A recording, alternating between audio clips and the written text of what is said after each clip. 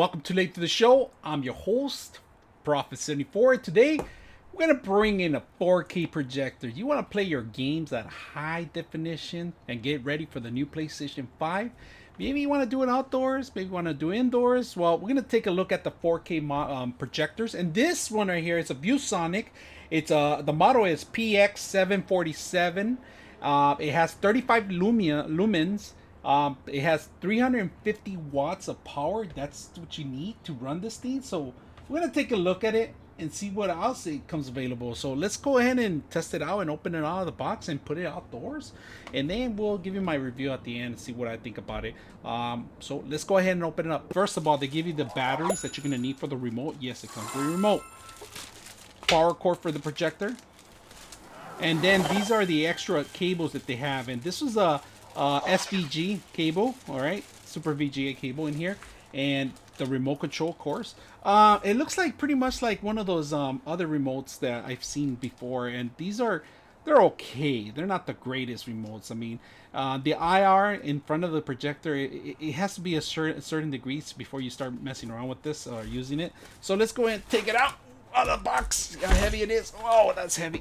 All right, first of all, you got your regular focus knob here. You got the zoom knob in here. And you have your big giant power button, of course. Everything lights up when it turns on.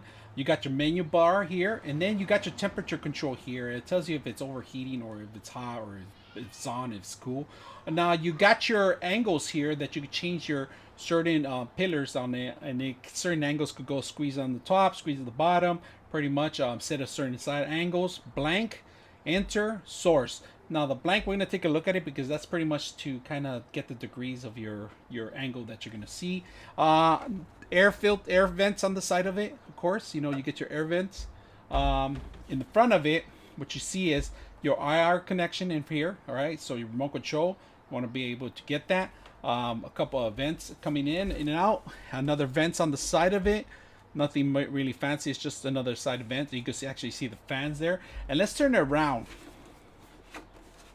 Now behind it in the back, this is very important. You got your audio cable, your SVG, and then you have two HDMI. Now this is the problem right here. One of them is 4K, the other one is in 1080s maximum. You could go on one of them, and then you got your regular USB. It's the old-fashioned USB, and then you have this RS-232 connection, and then you have a USB. This is a thing where you will have to, maybe you have an Amazon stick you want to put in there, and I'll be able to read. If you have movies on an actual USB, I'll be able to read it here. Now this is your 12 volts out connection, all right? So that's an additional connection to something else to want to power. You got your power adapter here. Now we're gonna flip it around because we're gonna talk a little bit about the bottom part, right? Now in the bottom, the face is here. It's facing this one. There's only a couple knobs that you could actually move, and I think it's just this one and this one right here. Only two of them you could actually move in a different angle. I don't know why they didn't do this one to actually be more flexible, but unfortunately there's only two connection. And you also have a setup for any kind of overhead projector that you're gonna replace. There's a couple of areas that the screws go in there, so they have these things that hang from the ceiling that you could project anywhere, move the projector kind of an angle and stuff like that. It's a neat feature that I like. So 1, 2, 3 connections here, but that's pretty much what it is. We're gonna take a look at it and test it out. I like to test things out. I don't like to talk too much about it because all the details I'm gonna put it in the description. I like to put this to the work. If you're going to be gaming or you're going to be doing work on it or presentation or watching movies, we're going to take a look at it and see how strong it is. With 35 lumens, we're going to see how strong and bright it is. So let's go ahead and take a look at it and put it on the action. I'm going to do this outdoors so you guys can see how well it works. Projector screen. Look at it's still daylight out there. Another roll. Look how good it looks, Sweet guys. peas? Corn on the cob. Still daylight on the top. You guys can see it. Looks really good outdoors, and we haven't even hit the darkness. I'm gonna get closer so you guys can see it. Really good quality. I'm not even at 4K on this one, but still daylight. Lots of daylight, and it looks really good. It's phenomenal. It is. Look, it's dark now. It's really dark. Yo!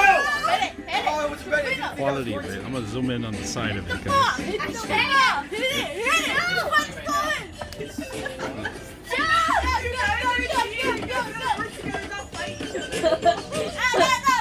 19 by 20. All right, we're gonna go to 4K now on this one, if you guys notice. So we're gonna go to 4K. Here it is, 32. Keep changes. We're gonna play a movie right now. Okay, so the system does have speakers, if you can see it and hear it. They're really low. I mean, but the quality of it, and I have lights on. Okay, Google, studio off. I'm gonna turn them off right now so you guys can see a little bit better. But the audio is really low on this one, and the air, you can hear it kicking in when it's actually kicking in hard, and then after a couple minutes. But it's not that bad. It's not that bad. You can enjoy it.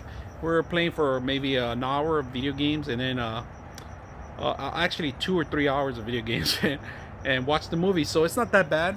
So I'm gonna get closer. You guys can see the quality. Right now it's on 4x. Really good quality. And this is on the projector screen. This is actually on the screen itself. Really good. One of the best projectors so far. I haven't even expanded to take over the whole thing. It's just, well, good quality it is. Anyways, if you guys enjoy it, let me know.